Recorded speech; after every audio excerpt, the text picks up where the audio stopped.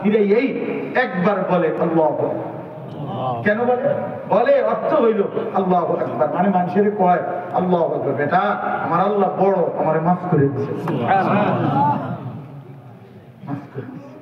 বাকি এরপরে পরে বলে যে শোনো, তবে আমি তৃপ্ত না যে সামনের জন্য আবার শুরু করে দিলাম 3 বার আস্তাগফিরুল্লাহ আস্তাগফিরুল্লাহ আস্তাগফিরুল্লাহ, অর্থাৎ আগেরটি মাফ লইছি, তবে সামনেও আমি মাফ চাইতেই থাকবো, মৃত্যু পর্যন্ত মাফ চেয়ে নিব, আখিরাতে জান্নাতে ঢুকেই যাব ইনশাআল্লাহ। এই জন্য নামাজ জীবনের আখিরি পুঁজি, জীবনের সর্বশ্রেষ্ঠ পুঁজি। আমাদের জীবনে আমরা যদি সিদ্ধান্ত নেই যে আমরা ইনশাআল্লাহ 5 ওয়াক্ত নামাজ পড়বো, আমাদের জীবন সুন্দর হবে। এই জন্য নওজোয়ান ভাই তোমরা নিয়ত করো, ভাই কিশোর তরুণ নওজোয়ান তোমরা আলাদা ভাবে নিয়ত করো, তুমি ভালো হবে, তোমার চেহারা সুন্দর হবে। এই বেঈমানের মতো চুল রাখো না। তোমাদের যাদের চুল সামনে পিছনে বড়, এগুলো এরকম বিভিন্ন নতুন যে ফ্যাশনেবল এই চুল, প্রিয় ভাই এটা ফ্যাশন নয়, এটা ইহুদিদের চুল, খ্রিস্টানদের চুল, এটা কাফের মুশরিকের চুল, এটা দাজ্জালের চুল, এটা জাহান্নামীদের চুল।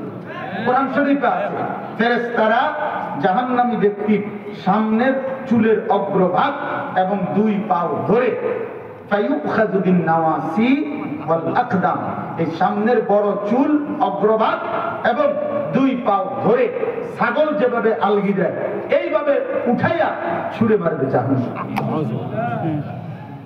জাহান্নাম। এই জন্য দোস্ত এটা মনে রেখো, এই বড় চুল জাহান্নামীদের চুল।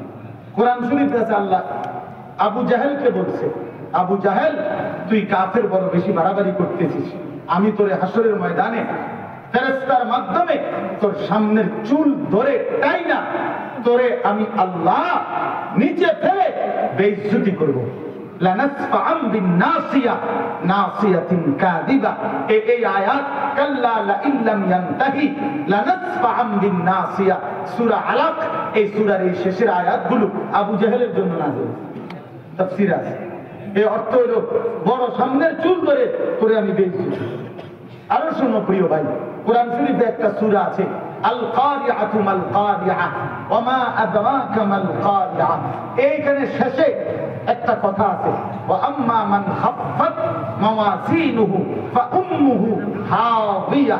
আল্লাহ বলে হাসরের ময়দানে যার আমলনামা হালকা হবে নেকি তারে ফাউম্মুহু হাবিয়া, আমার কাছে গাড়িতে এখন আছে আরবি তাফসীরে কুরতুবিতে লেখা আছে, আল্লাহ বলেন তারে যে আল্লাহ হাবিয়া নামক জাহান্নামে ফেলবে, ফাউম্মুহু অর্থ হলো ইয়াহবি রাসাহু, তার সামনের চুল ধরে ফেরেশতা টান দিয়া তারে নিচে ফেলবে, এরপরে লাঠি দিয়া জাহান্নামে ছুড়বে। তাফসীর আছে।